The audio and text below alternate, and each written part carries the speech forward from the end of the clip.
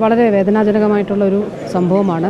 പ്രത്യേകിച്ച് നമ്മുടെ മെഡിക്കൽ കോളേജുകളിലൊരു സമീപകാലത്തെങ്ങും ഉണ്ടായിട്ടില്ലാത്തൊരു സംഭവമാണ്. അതും ഫസ്റ്റ് ഇയർ ആയി വന്ന നമ്മുടെ കുട്ടികൾ.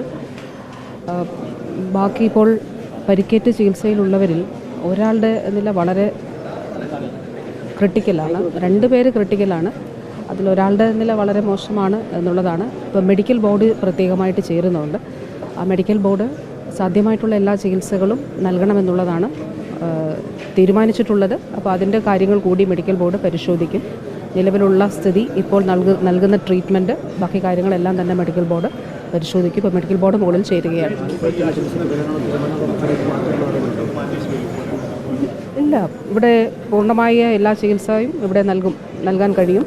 അപ്പോൾ അതിനു വേണ്ടിയിട്ടാണ് അപ്പോൾ മെഡിക്കൽ ബോർഡ് ഇപ്പോൾ അതുകൂടിയാണ് പരിശോധിക്കുന്നത്. ഇപ്പോൾ നൽകുന്ന എല്ലാ ഡിപ്പാർട്ട്മെൻറ്റ്സിൻ്റെയും ബന്ധപ്പെട്ട എല്ലാ ഡിപ്പാർട്ട്മെൻറ്റുകളുടെയും ചുമതല വഹിക്കുന്ന ഡോക്ടേഴ്സുമുണ്ട്. അപ്പോൾ നിലവിലുള്ള ട്രീറ്റ്മെൻറ്റും അവരുടെ ശാരീരിക അവസ്ഥയും ഇനി എന്തൊക്കെ കാര്യങ്ങൾ ചെയ്യണം എന്നുള്ളത് കൂടി അവർ കൂട്ടായിട്ട് ആലോചിക്കും. അതിനു വേണ്ടിയിട്ടാണ് പ്രത്യേക മെഡിക്കൽ ബോർഡ് ചേരുന്നത്. പക്ഷേ ഒരു സ്റ്റുഡൻറ്റിൻ്റെ നില വളരെ വളരെ മോശമാണ്. പക്ഷേ പരമാവധി എല്ലാ കാര്യങ്ങളും ചെയ്ത് ജീവൻ രക്ഷിക്കുന്നതിന് വേണ്ടിയിട്ടാണ് ശ്രമിക്കുന്നത്.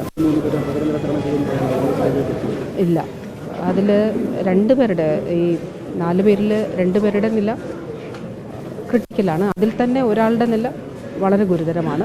മറ്റവർ 2 പേരും താരതമ്യേന അതിൻ്റെ തീവ്രത അവർക്ക് കുറവാണ്.